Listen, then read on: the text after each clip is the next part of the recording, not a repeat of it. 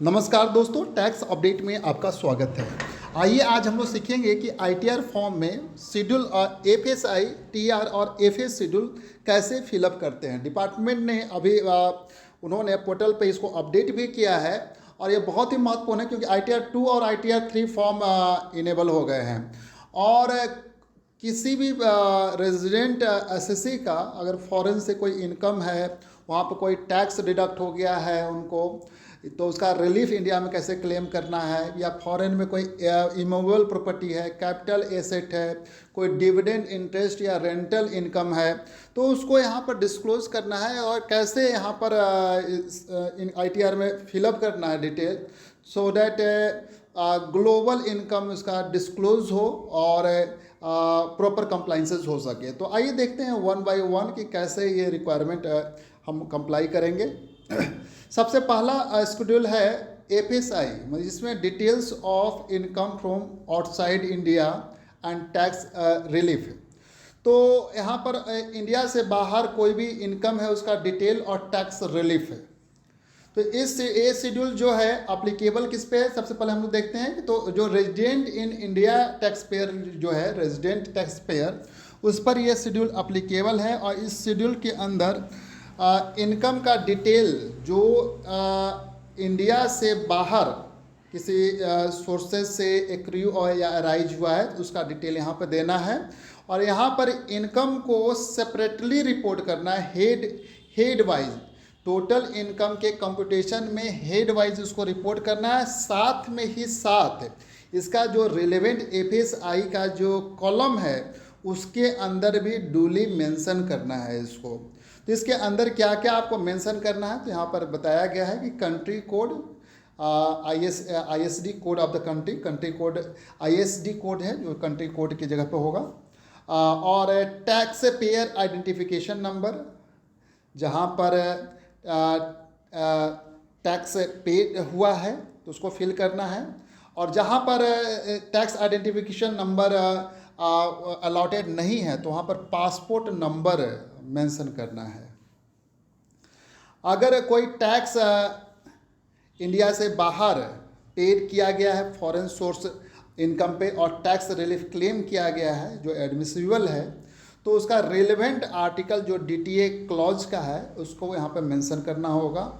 इसके साथ ही foreign tax credit का डिटेल्स मतलब यहाँ पर आपको जो रिपोर्ट किया गया फॉर्म नंबर 67 में टू क्लेम क्रेडिट, अगर आप को फॉरेन टैक्सेस जो पेड है उसका अगर क्रेडिट लेते हैं तो आपको एक ऑनलाइन फॉर्म 67 फाइल करना होता है, उसके डिटेल यहाँ पर फिलअप करना होते हैं। इसके बाद शेड्यूल टीआर है। शेड्यूल टीआर जो है summary of the tax relief claim for taxes paid outside India. तो इस शेड्यूल में टैक्स रिलीफ का समरी होता है जो इंडिया में क्लेम कर रहे हैं। कोई भी अगर टैक्सेस हमने बाहर पे किया है इंडिया से बाहर, तो हर कंट्री का यहाँ पर जो टैक्स रिलीफ है जो यहाँ इंडिया में क्लेम करें उसका यहाँ समरी देना होता है।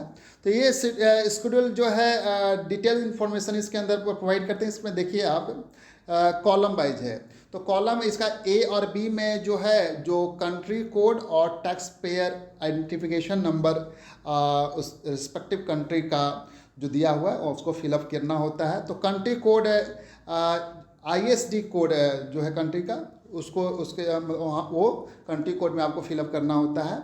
इसके अलावा टैक्स आइडेंटिफिकेशन नंबर एसएससी का देना होता है, जहाँ जिस कंट्री में उसको टैक्स पे किया गया वहाँ का टीआईएन नंबर देना पड़ता है, और जहाँ पर टीआईएन नंबर नहीं है वहाँ पर पासपोर्ट नंबर मेंशन करना पड़ता है। इसके अलावा कॉलम सी है जहाँ पर आपको टैक्स पेड आउटसाइड इंडिया है ना, on the income declared in schedule FSI. तो एफएसआई के अंदर जो ऊपर वाला शेड्यूल आप देख रहे हैं उसके अंदर जो आपने इनकम डिक्लेयर किया है और उसमें जो टैक्सेस पे किया गया है इंडिया से बाहर और total taxes paid under schedule FSI, तो in respect of each country, तो ये इसको यहाँ पर डिटेल देना होता है।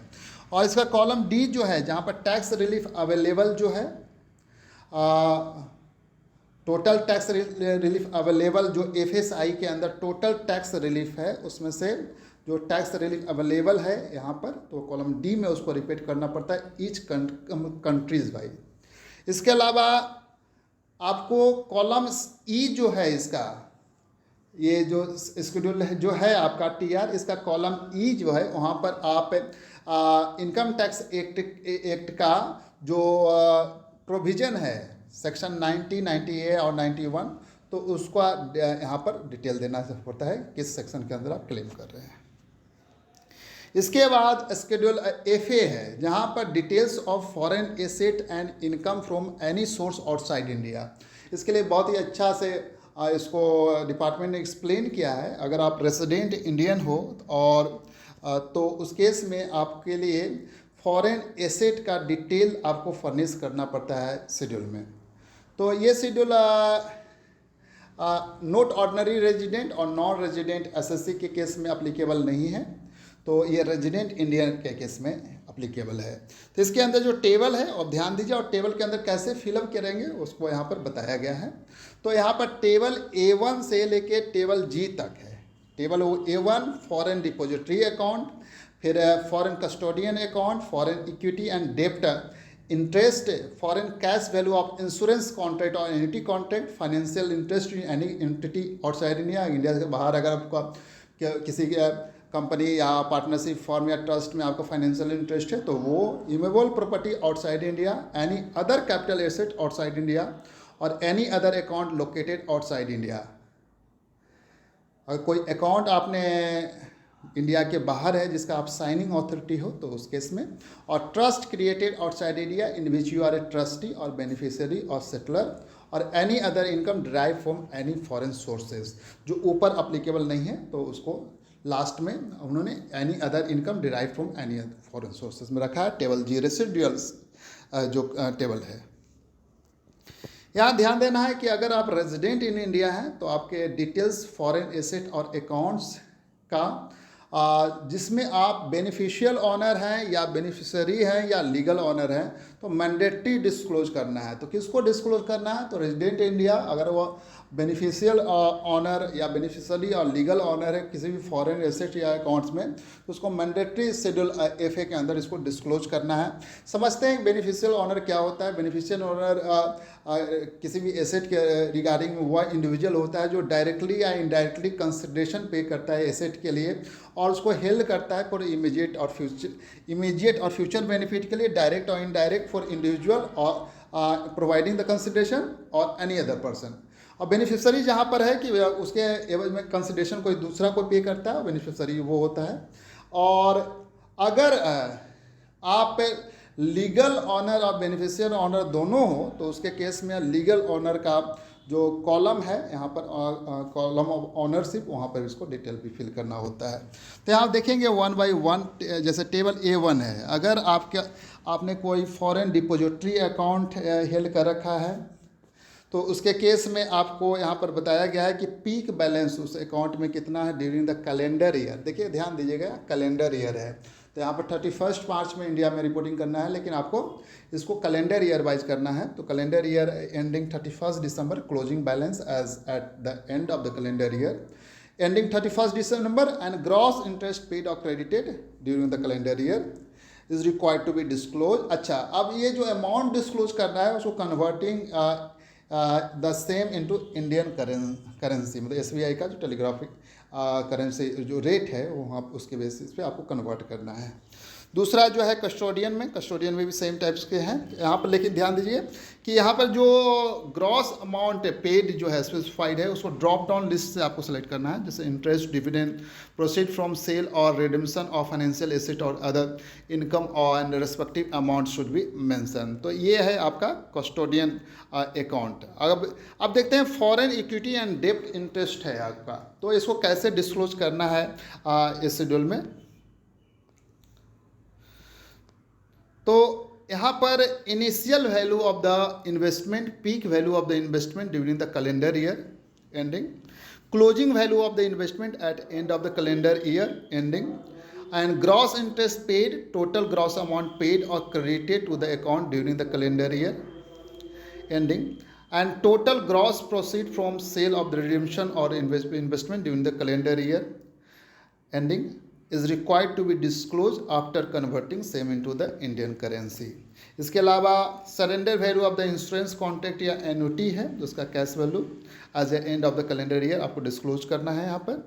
इसके अलावा अगर टोटल इन्वेस्टमेंट मतलब इन केस ऑफ द इक्विटी और डेब्ट अगर होल्ड कर रखा है आपने तो value of the total investment at cost held at any time during the calendar year ending 31st December and nature of amount of income accruing during the calendar year ending 31st December to be disclosed after converting into Indian rupees. Further, amount of income which is chargeable to tax in India out of the foreign source income should also be disclosed at column 10. इसका जो है relevant schedule of the ITR where income has been offered to tax should be mentioned in column 11 and 12. तो आप ITR का जो देखेंगे आप form देखेंगे तो उसमें आपको और क्लैरिटी इसमें आएगा. तो यहाँ पर आप टेबल बी के पर्पस में फाइनेंशियल इंटरेस्ट क्या है तो फाइनेंशियल इंटरेस्ट के बारे में हम बताया गया है कि residence SSC is owner of the record और holder of the legal title or any financial account irrespective of whether he is beneficiary or not, owner of the record or holder of the title, agent, nominee, attorney or person acting in some other capacity, a corporation in which the residents is owned directly or indirectly any shares or voting right, partnership firm in which resident is owned directly or indirectly interest in partnership profit or interest in partnership account, or trust of which the resident has beneficial or ownership interest, or any other entity in which the residence SSC own directly or indirectly any voting power or equity interest or asset or interest or profit.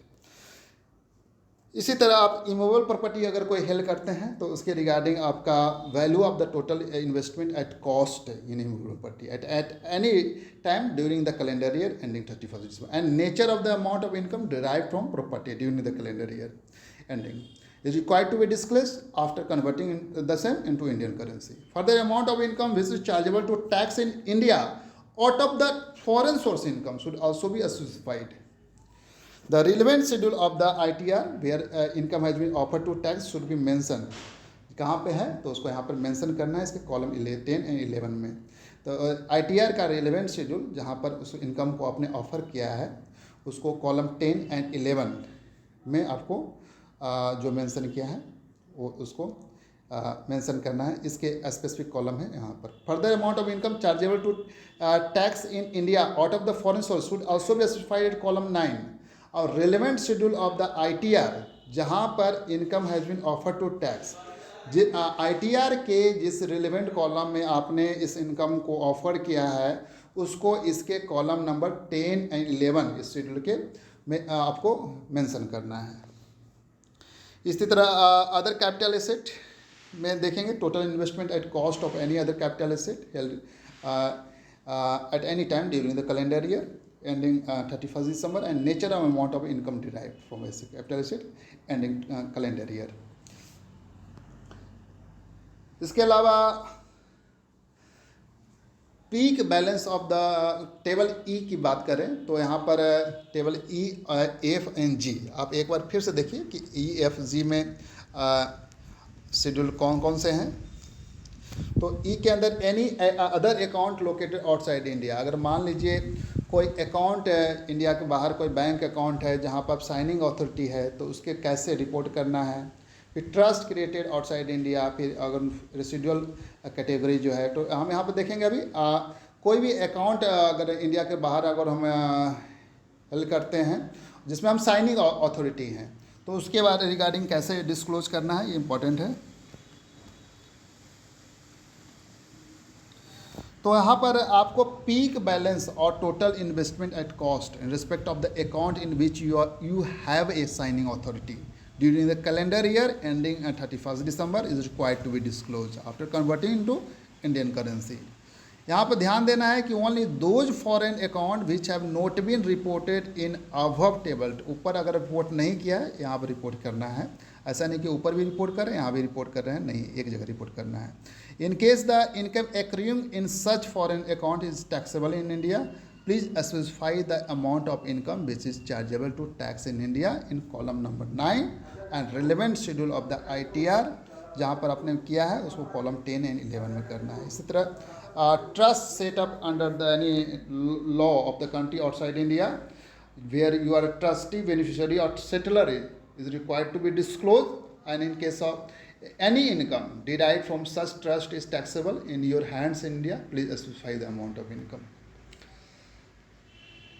तो other अगर इस category में fall नहीं करता तो एक residual category है table G, जहाँ पर detail any other income derive from any foreign source which is not included in above schedule required to be report in this table. Explanation में आप देखेंगे कि इस शेड्यूल के लिए जैसे कि असेसमेंट ईयर 25-26 के लिए calendar year ending 31 December means the period comprising from 1 January 2024 to 31 December 2024 in respect of foreign asset और अकाउंट्स मेंशन। और यहाँ पर जो कन्वर्टेबल इनटू इंडियन करेंसी, तो यहाँ पर कोई भी है तो इसको Indian currency shall be the telegraphic transfer buying rate of the foreign currency as on the date of the peak balance in the account और on the date of investment और closing date of the calendar year ending 31 December, उसको आपको यहाँ पर लेना है। तो telegraphic transfer buying rate इसके लिए का मतलब है कोई भी ये जो रेट है जो adopted by the SBI for buying such currency having regard to guidelines specified। Clarification इसके रिगार्डिंग है कि अगर आप फॉरेन एसेट हेल्ड करते हैं during the previous year which have been duly reported in schedule AL if applicable, तो जैसे asset liability का डिटेल है वहाँ पर अगर आप डिस्क्लोज करते हैं तो even then you are required to report such foreign asset again in the schedule FA। तो शेड्यूल AL जैसे एसेट लायबिलिटी, जैसे इस साल से हो गया कि 1 करोड़ से ऊपर अगर आपका टोटल इनकम है तो आपको एसेट लायबिलिटी का शेड्यूल देना, पहले अर्लियर 50 लाख था तो एसेट लायबिलिटी का डिटेल देना होता है। तो अगर आपने एसेट लायबिलिटी के डिटेल में अगर रिपोर्ट किया है तो उसको भी उसको रिपोर्ट करने के अलावा यहाँ भी आपको उसको उस वैल्यू को यहाँ रिपोर्ट करना है। तो ये क्लैरिफिकेशन है। तो thank you so much for watching this update. In case of any query or doubt you drop query or doubt in comments box. Thank you so much for watching in this update.